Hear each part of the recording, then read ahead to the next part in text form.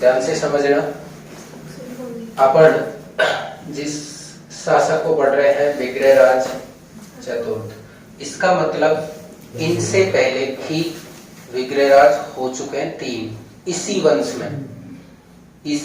में 3 विग्रहराज हो चुके हैं। विग्रहराज द्वितीय को अपन ने डिस्क्रिप्टिव में पढ़ा था। इन विग्रहराज का दूसरा नाम है बीसलदेव। बीसल नाम को 1 बार 2 बार 3 बार बोले और इधर से इस दे को आगे लेंगे, देसल। क्या नाम है? देसल। इनकी जो क्या कहते हैं गर्लफ्रेंड, जो कौन थी? देसल। और उन्हीं की प्रेम कहानी का जो वर्णन है वो इन्होंने अपने इस नाटक में लिखा है। कौन से नाटक में? हरिकेली नाटक में अपनी राम प्यारी देसल की और बीसल देव की प्रेम कहानी का वर्णन है। तो कभी क्वेश्चन पूछे कि विग्रहराज चतुर्थ और देसल की प्रेम कहानी का वर्णन, तो देव हरिकेली नामक नाटक में है या फिर हरिकेली नामक नाटक का संबंध है देसल और विग्रहराज की प्रेम कहानी से। क्लियर? नेक्स्ट, इनका शासनकाल लिखने को यहां पर लिख दिया है, हालांकि ये लास्ट लाइन होनी चाहिए मेरे हिसाब से, कि चौहान साम्राज्य का स्वर्णकाल कहलाता है। चौहानों का स्वर्णकाल कहलाता है। किसका शासनकाल? विग्रहराज चतुर्थ का शासनकाल। क्यों? क्योंकि चाहे कला के क्षेत्र में देखें, चाहे साहित्य के क्षेत्र में देखें, चाहे स्थापत्य के क्षेत्र में देखें, इन्होंने साल और से और अपने साम्राज्य का विस्तार भी किया है। इसलिए इनका शासनकाल चौहान साम्राज्य का स्वर्णकाल कहलाता है। यहाँ तक कोई दिक्कत नहीं है। यानी आपने जैसे पढ़ा था कि अर्णोराज शासक हुआ था और अर्णोराज की हत्या उन्हीं के पुत्र जगदेव ने कर दी थी, इसलिए ये क्या कहलाया? पितृहंता। 3 वर्ष के अल्प शासन के बाद, 3 वर्ष के अल्प शासन यानी 1155 तक तो अर्णोराज था, तो जगदेव का शासनकाल 1155 से 1158। इनके बाद में विग्रहराज चतुर्थ आए जो 1158 से 1153। बहुत बड़ा शासनकाल नहीं है, देख लो कितना सा शासनकाल है, लेकिन उन शासनकाल में भी इन्होंने न जाने कितने युद्ध किए हैं। बहुत सारे युद्ध किए, बहुत सारे लोगों को हराया। दिल्ली के एक तोमर शासक है या तंवर शासक है, उसको क्या किया? परास्त किया। और दिल्ली के तोमर शासक को परास्त करके शिवालिक अभिलेख के अनुसार दिल्ली और दिल्ली के आसपास के क्षेत्र पर अपना अधिकार कर लिया। कुल मिलाकर साम्राज्य का विस्तार किया। साम्राज्य का विस्तार करने के कारण ये साम्राज्यवादी शासक कहलाएंगे या नहीं कहलाएंगे? कहलाएंगे। दूसरी बात, चालुक्य शासक जो पहले से लड़ाई चलती आ रही है, आपको पता हो तो अर्णोराज के समय की, वो चालुक्य शासक कुमारपाल था। अपन ने बात की थी कि अर्णोराज ने जयसिंह और कुमारपाल 2 से वैमनस्यता थी। जयसिंह ने अपनी पुत्री कांचन देवी का विवाह अर्णोराज के साथ करके वैमनस्यता समाप्त कर ली, लेकिन कुमारपाल से वैमनस्यता जारी रही। तो चालुक्य शासक कुमारपाल को कहां पर? जालोर प्रदेश ले लिया, पाली ले लिया और नागौर प्रदेश ले लिया। यहाँ तक कि ये जो जालोर प्रदेश था, जिसका पहले नाम जावालीपुर हुआ करता था, उसका नाम क्या कर दिया? ज्वालापुर कर दिया। इंपॉर्टेंट बात ये रखना कि जाल प्लस लोर, जाल प्लस लोर 2 शब्दों से मिलकर जालोर बना है। संधि मत करना, संधि नहीं है इसमें। जाल और लोर 2 शब्दों से मिलकर बना जालोर, यानी वह क्षेत्र जो जाल के पेड़ों से घिरा हुआ है, वह क्षेत्र क्या कहलाया? जालोर कहलाया। इसके बाद इसी कुमारपाल का एक सेनापति है गवर्नर, जिसका नाम सज्जन है। कुमारपाल के सेनापति सज्जन को इन्होंने चित्तौड़ में क्या किया? परास्त किया। विग्रहराज चतुर्थ एक महत्वाकांक्षी शासक है और ये विद्वानों के आश्रयदाता है, स्वयं कवि है, स्वयं लेखक है, साहित्य लेखक जिसको कहेंगे, यानी साहित्य को लिखने वाले, क्योंकि नाटक जो आता है वो साहित्य की विधा में आता है। ठीक है, तो इन्होंने बहुत सारे कवियों को आश्रय दिया, इसलिए इनको एक उपाधि से सम्मानित किया जाता है, कवि बांधव। कवि बांधव के नाम से किसे जाना जाता है?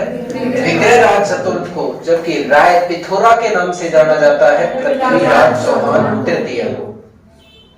कवियों का आश्रयदाता होने के कारण कवि बांधव है, स्वयं भी एक लेखक है, और लेखक के रूप में इन्होंने क्या लिखा है? अपनी प्रेम कहानी। हैरिकेली नहीं, अपनी प्रेम कहानी। तो हैरिकेली नामक नाटक में देसल और बीसल देव की प्रेम कहानी का क्या मिलता है? वर्णन। और कुछ जानकारी मिलती है, लेकिन इस प्रेम कहानी को जो डिस्क्रिप्टिव किया है, सही ढंग से विस्तृत किया है, वो कवि सोमदेव ने किया है। ये इनका राज्य कवि, यानी राज्य में जो कवि रहता था राजकवि के नाम से जाना जाता था, तो सोमदेव ने ललित विग्रह राज ग्रंथ लिखा है, और उस ललित विग्रह राज ग्रंथ में इसी देसल और बीसल देव की प्रेम कहानी का वर्णन है। इसका तो कई ग्रंथ, मतलब कई भागों में है। ये जो मिला है ना, वो अजमेर में संस्कृत पाठशाला जो है, उस संस्कृत पाठशाला की दीवारों पर या सीढ़ियों के बगल में वहां पर लिखा हुआ मिला है। इसका दूसरा भाग, यानी किसका? हैरिकेली नामक नाटक का दूसरा भाग, एक भाग तो संस्कृत पाठशाला की दीवारों पर, और दूसरा भाग लंदन में ब्रिस्टल में जो राजा राम मोहन राय का स्मारक है, उस राजा राम मोहन राय के स्मारक के चारों ओर इसका दूसरा भाग लिखा है। किसका? हैरिकेली नामक नाटक का दूसरा भाग याद रखेंगे, लंदन में है। पहला भाग संस्कृत पाठशाला की दीवारों पर है। इंपॉर्टेंट बात यह है कि संस्कृत पाठशाला जो है उसका निर्माण भी किसने करवाया? विग्रहराज चतुर्थ ने। सेकंड ग्रेड 2016 वाली का क्वेश्चन ये रहा कि उस पाठशाला का नाम क्या था? विग्रहराज चतुर्थ के द्वारा जो पाठशाला बनवाई, उस पाठशाला का नाम था सरस्वती कंठाभरण वाणी विलास। सरस्वती कंठाभरण वाणी विलास। एक गजनी का शासक है, और गजनी के शासक का नाम है अमीर खुसरो शाह। कई किताबें इनको हमीर के नाम से भी पुकारती हैं।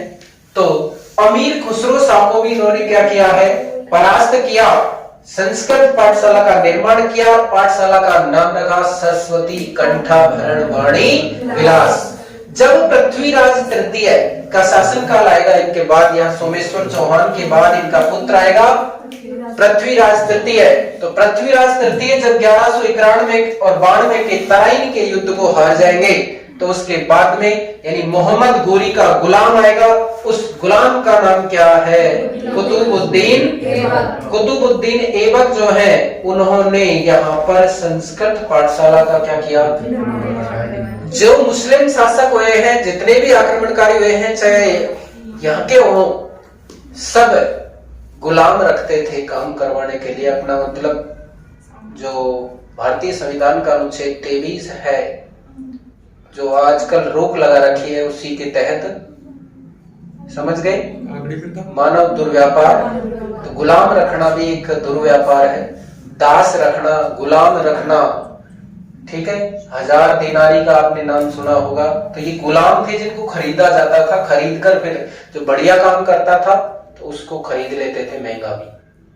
तो ये भी यानी मोहम्मद गोरी का गुलाम था। मोहम्मद गोरी तो पृथ्वीराज चौहान को लेकर चला गया गजनी, और यहां दिल्ली में छोड़ गया था किसको? कुतुबुद्दीन ऐबक को। हिंदुस्तान में यानी दिल्ली सल्तनत में गुलाम वंश का अगर कोई संस्थापक है तो वो कौन है? कुतुबुद्दीन ऐबक। एक ट्रिक में कभी मैंने आपको बताया होगा, गुल खिलातू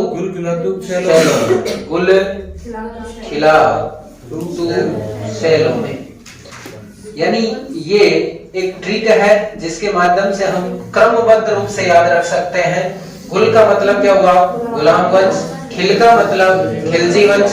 तू का मतलब तुगलक वंश। सही का मतलब सैयद वंश। और लो का मतलब लोधी वंश। गुल खिलातू सैलो में। तो गुलाम वंश के बाद जो वंश आएगा सन याद रखने की दिक्कत नहीं आएगी। यहाँ 1191-92 में हुआ है कौन सा युद्ध, तो इसके बाद में यहाँ पर कौन सा वंश आ गया, गुलाम वंश। गुलाम वंश का शासन रहेगा तो उसके बाद में आपको पता है 1301 में युद्ध हुआ था रणथंभौर का। तो इस समय शासन किनका था, तो तारीख याद नहीं करनी पड़ती, तारीख ऑटोमेटिक याद हो जाती है अगर कुछ चीजें याद हो तो।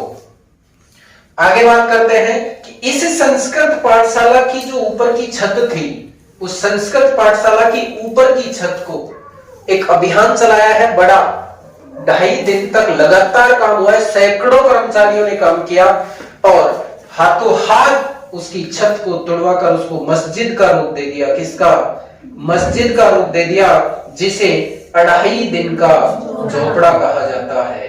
2.5 दिन का झोपड़ा कहा जाता है। बीसल देव की बात करें तो बीसल देव के नाम से इन्होंने एक बीसलपुर कस्बा बसाया है।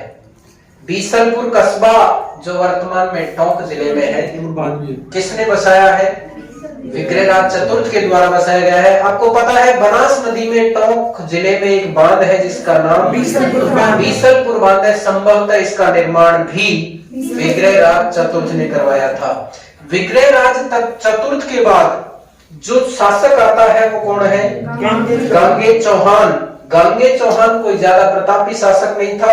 उसके बाद में आता है पृथ्वीराज सेकंड, पृथ्वीराज फर्स्ट, फिर पृथ्वीराज सेकंड। उसके बाद में आता है पृथ्वीराज सेकंड की कोई संतान नहीं थी। इस वजह से इसके बाद में इनके जो शासक बन रहे हैं वो है कौन, चाचा सोमेश्वर चौहान। यानी ये इनके क्या है, चाचा, तो ये क्या है, इनके भतीजे। बात समझ गए, पहले हुई तो बढ़ेगा, बड़ा ही होगा जो ही तो। हाँ, चाचा लगाने का मतलब इनका चाचा ये है, तो ये चाचा है तो ये इसका क्या हो जाएगा, भतीजा। सोमेश्वर चौहान शासक बड़ा।